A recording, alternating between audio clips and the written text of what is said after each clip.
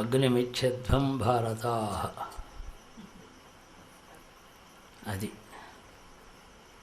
సర్వ వేదములకు మన చరిత్రను చెప్పుతున్న వాక్యం. అది మనం భారతీయులం అంటే ఏమిటి ఒక్క మాటలో వేదం ఇందాక చెప్పారు.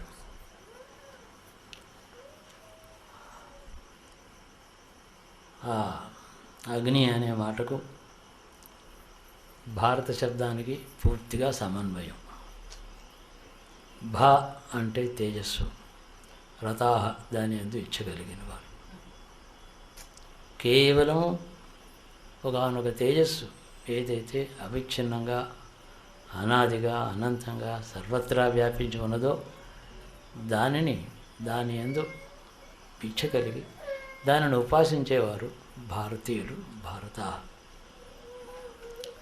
దాని యొక్క బాహ్య రూపములు అనంతములు, కానీ ప్రతిదీ ఆద్యంతములతో కూడుకున్నది దాని బాహ్య రూపములు. బ్రహ్మదేవుడి దగ్గర నుంచి ప్రళయంతో కొంతకాలంలో వెళ్ళిపోయేవి. ఇది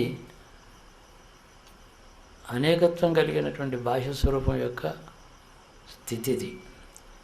ఆద్యంతములు, ఉత్పత్తి, స్థితి, అంతము కలిగినటువంటి అనేక వస్తువులలో ఆ రూపముల యొక్క బాహ్యమైన వికారములను గుర్తించక ఏదది అంతర్గతమైనటువంటి తేజస్సును మాత్రమే గుర్తించేవారు భారతీయులు. ప్రళయములు ఉన్నాయి, పంచభూతములు కలిసిపోతున్నాయి, లోకంబులు లోకస్తులు లోకేశులు తెగిన తుది పెంజీకటి గవ్వల తమస పరస్తాత్. పెంజీకటి గవ్వల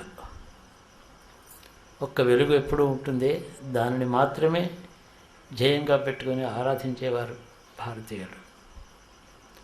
దాని కొరకై ఈ ధ్యేయంతో సువిశాలమైనటువంటి మార్గ బాహుల్యము, విధి విధాన వైవిధ్యము